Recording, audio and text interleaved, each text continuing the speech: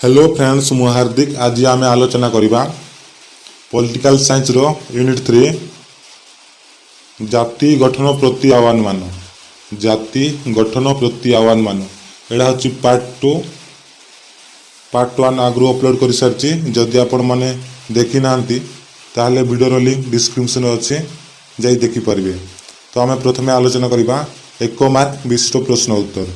1 mark विशिष्ट प्रश्न उत्तर गोटे वाक्य रे उत्तर लेख। द्वितीय आलोचना करवा 2 मार्क विशिष्ट प्रश्न उत्तर। 2 मार्क विशिष्ट प्रश्न उत्तर 2 बा 3टी वाक्य रे उत्तर लेख। तेणु मन दे वीडियो को शेष पर्यंत देखंतु। शेष तुम गोटे प्रश्न अच्छी जार उत्तर कमेंट करी जनइब। जदि आपण मैंने आम चैनल नुआ ताहले चैनल टी सब्सक्राइब कर दिंतु एवं वीडियो टी लाइक कर दिंतु। तो चलतु आम प्रश्न उत्तर आलोचना करवा। प्रथम प्रश्न राष्ट्र निर्माण कहले कौन बुझ। राष्ट्र निर्माण कहले कौन बुझ। उत्तर राष्ट्र निर्माण होउछि एक सचेतन और योजनाबद्ध राजनैतिक प्रक्रिया जहाँ राष्ट्रर सर्वविध मंगल कामना करे। राष्ट्र निर्माण होउछि एक सचेतन और योजनाबद्ध राजनैतिक प्रक्रिया जहाँ राष्ट्रर सर्वविध मंगल कामना करे। द्वितीय प्रश्न राष्ट्र निर्माण कौन हासिल करने को चाहे। राष्ट्र निर्माण कौन हासिल करने को चाहे। उत्तर राष्ट्र निर्माण भावगत संहति सहित वस्तुगत विकास एकत्र हासिल करने को चाहे। परवर्ती प्रश्न 3 एक पूर्णांग और सफल राष्ट्र निर्माण पाई गोटे आधुनिक राष्ट्र केतोटी संकट बा परीक्षण अतिक्रम करने आवश्यक। एक पूर्णांग और सफल राष्ट्र निर्माण पाई गोटे आधुनिक राष्ट्र केतोटी संकट बा परीक्षण अतिक्रम करने आवश्यक। उत्तर एक पूर्णांग और सफल राष्ट्र निर्माण पाई गोटे आधुनिक राष्ट्र 6 गोटी संकट बा परीक्षण अतिक्रम करने आवश्यक। प्रश्न नंबर 4 भारतर जातीय पताका केबे संविधान सभा गृहीत होइथिला। भारतर जातीय पताका केबे संविधान सभा गृहीत होइथिला। उत्तर भारतर जातीय पताका 1947 मसीहा जुलाई 22 तारिख में संविधान सभा गृहीत होइथिला। 1947 मसीहा जुलाई 22 तारिख में संविधान सभा गृहीत होइथिला। परवर्ती प्रश्न 5 आम देशर जातीय संगीत किए रचना करथिले।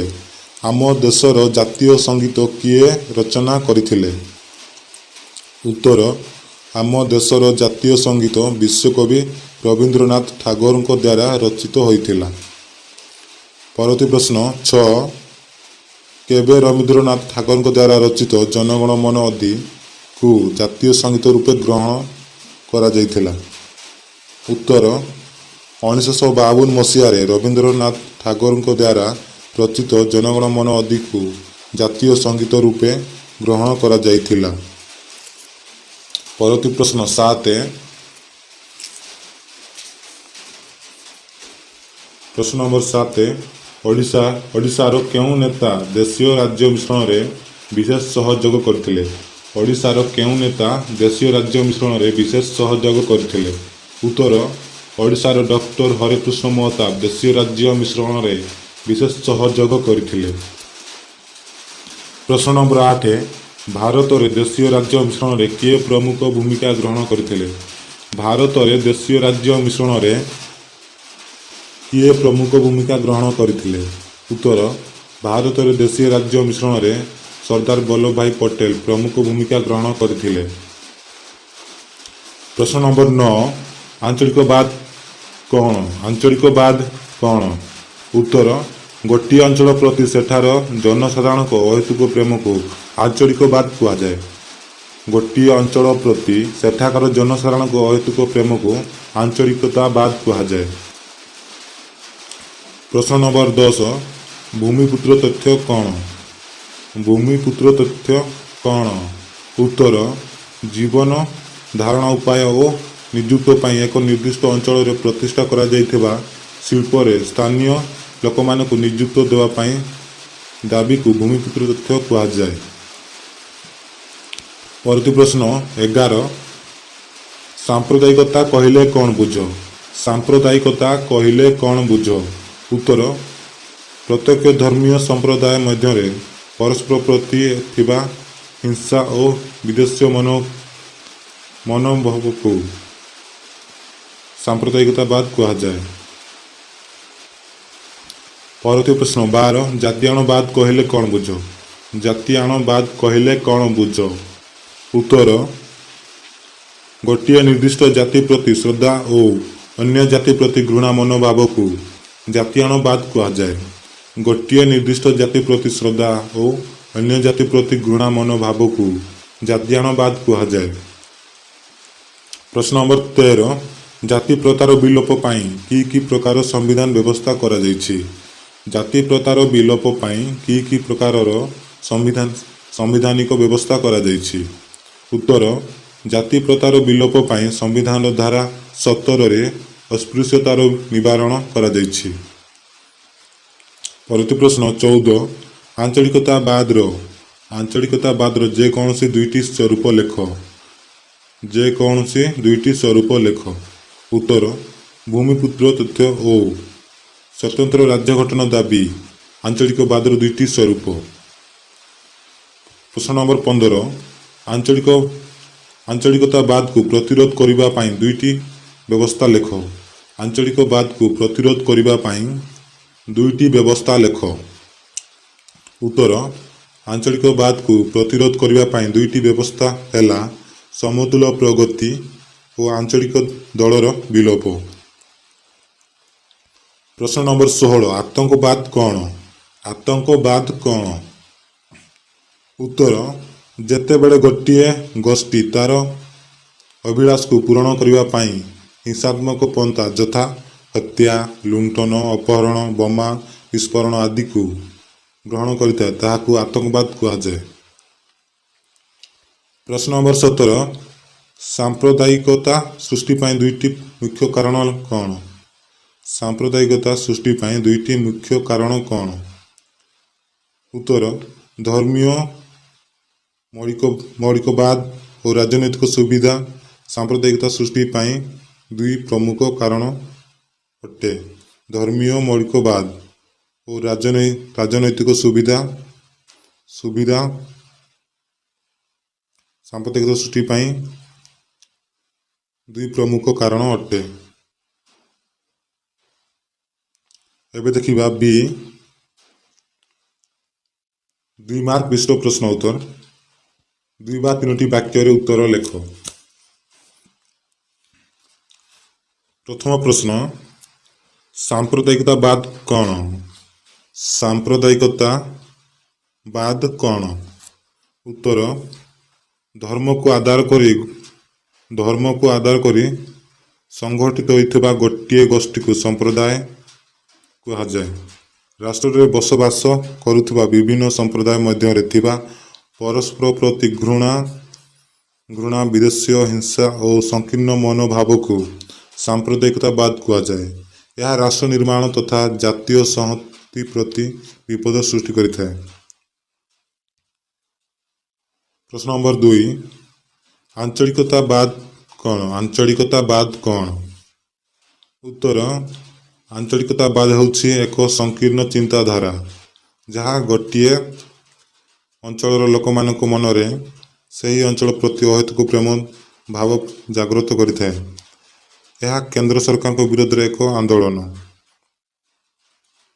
ଆଞ୍ଚଳିକତାବାଦ ହେଉଛି ଏକ ସଂକୀର୍ଣ୍ଣ ଚିନ୍ତାଧାରା ଯାହା ଗୋଟିଏ ଅଞ୍ଚଳର ଲୋକମାନଙ୍କ ମନରେ ସେହି ଅଞ୍ଚଳ ପ୍ରତି ଅହେତୁକ ପ୍ରେମ ଭାବ ଜାଗ୍ରତ କରିଥାଏ। ଏହା କେନ୍ଦ୍ର ସରକାରଙ୍କ ବିରୋଧରେ ଏକ ଆନ୍ଦୋଳନ। ପ୍ରଶ୍ନ ନମ୍ବର 3, ଜାତିବାଦ କହିଲେ କ'ଣ ବୁଝ? ଜାତିବାଦ କହିଲେ କ'ଣ ବୁଝ? ଉତ୍ତର, ଉଗ୍ର ଜାତିପ୍ରୀତି ଓ ଅନ୍ୟ ଜାତି ସହ ତୁଳନାତ୍ମକ ବିଦ୍ୱେଷ ଜନିତ ଚେତନାକୁ ଜାତିଆଣବାଦ କୁହାଯାଏ। ଯେତେବେଳେ ସମାଜରେ ଗୋଟିଏ ଜାତିର ଲୋକମାନେ ଅନ୍ୟ ଜାତିର ଲୋକମାନଙ୍କୁ ଘୃଣା କରି ନିଜକୁ ଶ୍ରେଷ୍ଠ ମଣିଥାନ୍ତି ତାହାକୁ ଜାତିବାଦ କୁହାଯାଏ, ଯାହା ସାମାଜିକ ବିଶୃଙ୍ଖଳା ସୃଷ୍ଟି କରିବା ସହିତ ଦେଶ ଗଠନରେ ପ୍ରତିବନ୍ଧକ ସୃଷ୍ଟି କରିଥାଏ।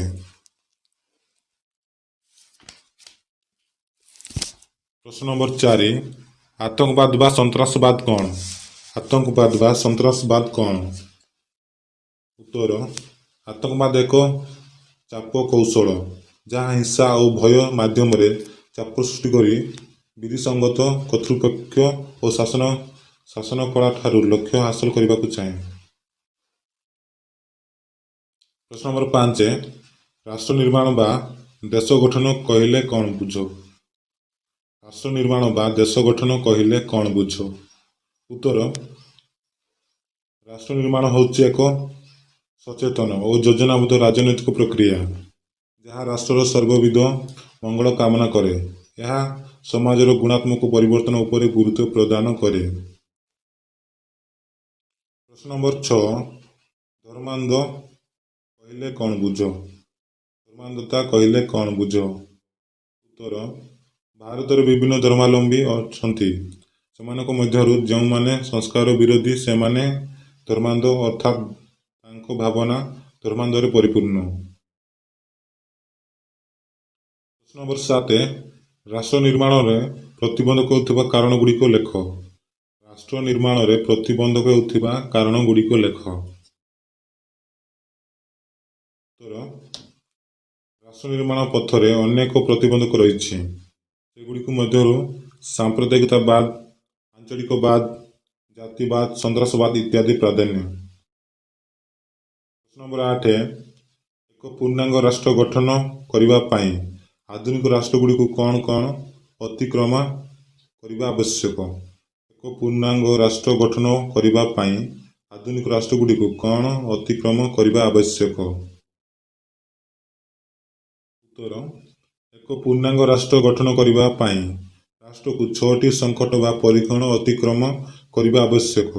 ସେଗୁଡ଼ିକ ହେଲା ପରିଚୟ, ବିଧିସଙ୍ଗତ, ଅନ୍ତଃପ୍ରବେଶ, ଅଂଶଗ୍ରହଣ, ସଂହତି ଓ ବିତରଣ। ପ୍ରଶ୍ନ ନମ୍ବର 9 ରାଷ୍ଟ୍ର ନିର୍ମାଣର 2ଟି ଉପାଦାନ ଲେଖ। ରାଷ୍ଟ୍ର ନିର୍ମାଣର 2ଟି ଉପାଦାନ ଲେଖ। ଉତ୍ତର ରାଷ୍ଟ୍ର ନିର୍ମାଣ ପାଇଁ ଅନେକ ଉପାଦାନ ରହିଛି। ସେଗୁଡ଼ିକ ମଧ୍ୟରୁ 2ଟି ହେଲା ଜାତୀୟ ଲକ୍ଷ୍ୟ ଓ ସୁଦକ୍ଷ ନେତୃତ୍ୱ। ପ୍ରଶ୍ନ ନମ୍ବର 10 ରାଷ୍ଟ୍ର ନିର୍ମାଣରେ ବୁଦ୍ଧିଜୀବୀମାନଙ୍କର ଭୂମିକା କ'ଣ? ରାଷ୍ଟ୍ର ନିର୍ମାଣରେ ବୁଦ୍ଧିଜୀବୀମାନଙ୍କର ଭୂମିକା କ'ଣ?